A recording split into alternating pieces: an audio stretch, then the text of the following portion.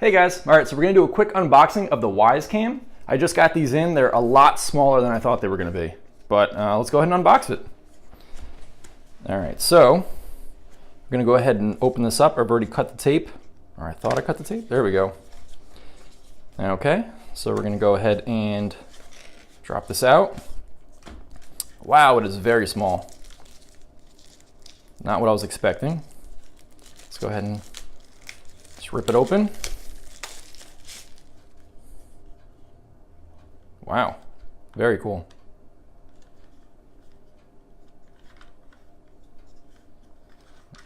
All right, so let's see what else is in this box.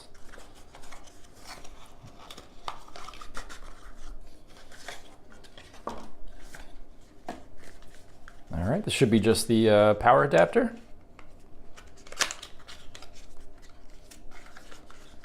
All right, so we got some adhesive here.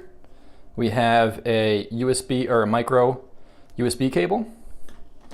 We have a metal plate. I believe this is so that we can magnetize it onto wherever we want, essentially. And then we just have the power brick here. So let's pull that out too. All right, and a little manual.